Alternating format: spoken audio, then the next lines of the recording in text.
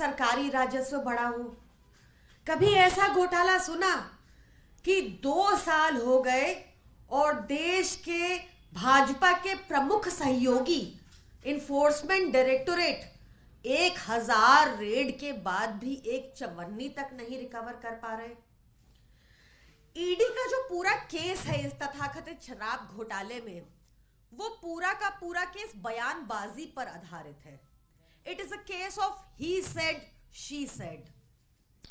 Supreme court ने एक बड़ी फेमस जजमेंट के तहत 2020 में कहा कि सब बयान सीसीटीवी में रिकॉर्ड होने चाहिए। सब बयानों की, जो भी बयान पुलिस स्टेशन में इन्वेस्टिगेशन एजेंसीज कहीं करती हैं, तो उनकी ऑडियो और वीडियो दोनों होना अनिवार्य है हमारे देश में। ये कानून है, इसको फॉलो करना था। हमारे केस में ये और भी जरूरी हो जाता है क्योंकि कोई तथ्य तो है नहीं, कोई सबूत तो मिला नहीं, सारा केस बयानबाजी पर आधारित है। हमारे केस में जो तथाकथित शराब घोटाला है उसमें 19 जुलाई 2023 को राउस एवेन्यू कोर्ट ने फिर से दोहराया कि हर बयान, हर कॉन्फ्रंटेशन बिटवीन द सरकारी गवाह and the accused shall be camera monitored, video और ऑडियो दोनों होना बेहद अनिवार्य होगा। पर ईडी ने क्या किया? एक चीज और बतानी है आपको कि एक ही सेड शी सेड बयानबाजी पर आधारित मामलों में रिकॉर्डिंग इसलिए भी जरूरी हो जाती है क्योंकि सरकारी गवाह और अक्यूज्ड को आमने सामने समक्ष बिठाया जाता है और प्रश्न पूछे जाते हैं। पर ईडी ने क्या किया और यह हमें कैसे पता चला? 3 फरवरी 2024 को जब एक अक्यूज ने कोर्ट में देखा कि उनकी जो वीडियो और ऑडियो के तहत रिकॉर्डिंग हुई थी उसके बिल्कुल विपरीत ईडी ने रिटर्न में बयान सबमिट किए कोर्ट में, तो अक्यूज ने कहा कि भाई मैंने तो ये बोला ही नहीं था, ये गलत बयानबाजी सबमिट कर रहे हैं आपके आगे, आप इनसे ऑडियो और वीडियो जो कोर्ट ने कही थी अनिवार्य है वो ऑडियो और वीडियो मंगवाइए और जांच कर लीजिए। जब ये हैरानी की बात है कि जब कोर्ट के समक्ष वो वीडियो रखे गए तो उसमें ऑडियो ही गायब थी और ईडी अपनी मर्जी का बयान रख रही है कोर्ट के आगे। कोर्ट ने खूब फटकार लगाई ईडी को, जबरदस्त फटकार लगाई और 7 फरवरी 2024 को ईडी से इस मामले में जवाब भी मांगा है। पर इंपॉर्टेंट ये हो जाता है कि ईडी ऐसा क्यों कर रही है, किसके कहने पर कर रही है?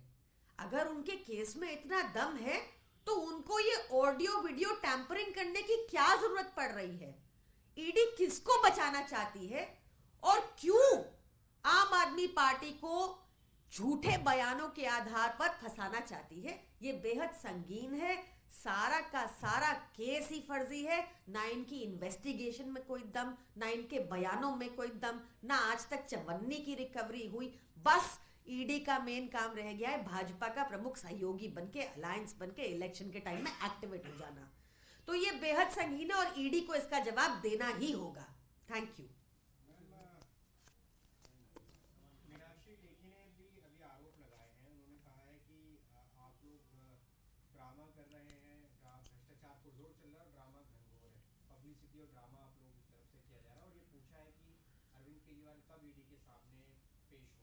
हमने कोर्ट के आगे कल एक अर्जी दी है जिसमें हमने सारे बयानों की ऑडियो और वीडियो दोनों मांगा है।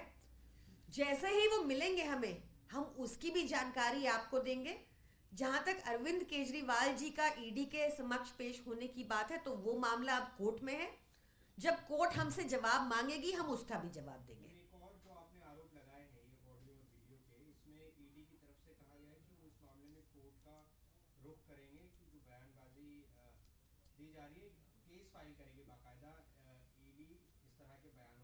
नहीं, केस तो आम आदमी पार्टी फाइल कर चुकी है। हमने कल एप्लीकेशन मूव कर दी है, हमने ईडी से जवाब मांगा है।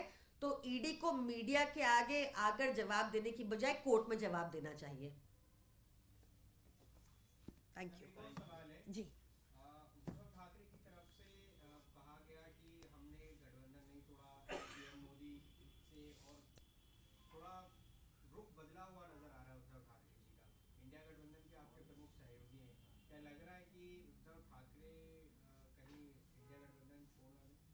हम लोग सब इंडिया गठबंधन का पार्ट है। मैंने ये बयान अभी सुना नहीं, तो इस पे टिप्पणी करना उचित नहीं होगा। उत्तराखंड पहला राज्य बना जिसने विधानसभा में यूसीसी को प्रस्ताव पास किया है। अब बाकी राज्यों में भी बीजेपी से लागू करने की तैयारी कर रही है, क्या कहेंगे? भाजपा फिर से गलत जानकारी फैला रही है। गोवा में ऑलरेडी यूसीसी इम्प्लीमेंटेड है बहुत सालों से, और यूसीसी का मतलब था कि पूरे देश में हो, ना कि एक स्टेट में। तो ये फिर से एक शगुफा लगता है। Thank you.